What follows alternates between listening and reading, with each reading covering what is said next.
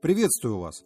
50-е годы прошлого века ознаменовались не только бурным ростом отечественного грузового и легкового автотранспорта, но и автоспорта.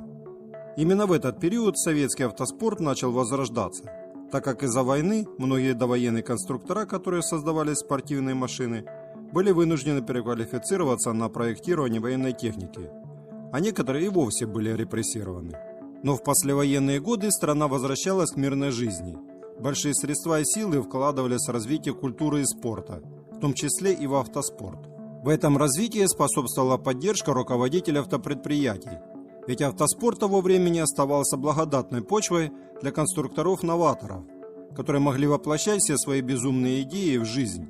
Одним из этих конструкторов-новаторов и был Алексей Андреевич Смолин, который возглавлял опытное конструкторское бюро завода «ГАЗ».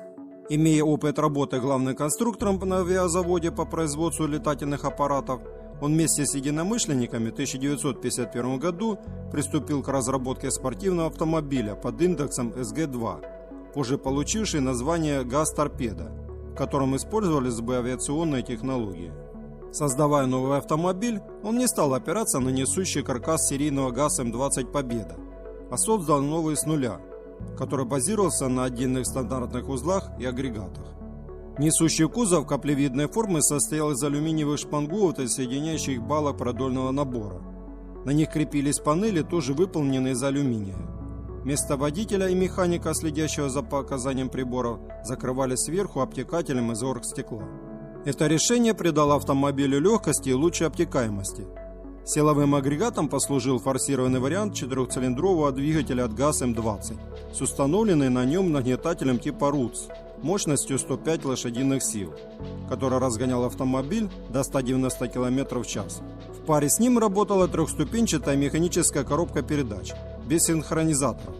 Крутящий момент от двигателя через кардан, состоящий из двух частей и разделенной промежуточной опорой, передавался на задние ведущие стандартные газовские колеса. Построивший свой автомобиль в этом же году, Смолин выставил его для участия в рекордных заездах, проводившихся в рамках чемпионата СССР, где привлек к себе всеобщий интерес присутствующих. Ведь пройти мимо этой машины, которая по своему виду больше напоминала акулу, с установленной сзади килем для аэродинамической устойчивости, не мог никто. И хоть по результатам заездов ГАЗ-торпеда рекордной скорости не показал и значительно уступал ЗИСу-112, это не помешало машине Смолина установить два рекорда всесоюзного значения, а по управляемости ей вообще не было равных. После участия в 1954 году в очередных соревнованиях об этой машине понемногу стали забывать. И все из-за того, что машина уже не могла вписываться в гоночный техрегламент. А со временем ее и вовсе оставили на территории завода под открытым небом.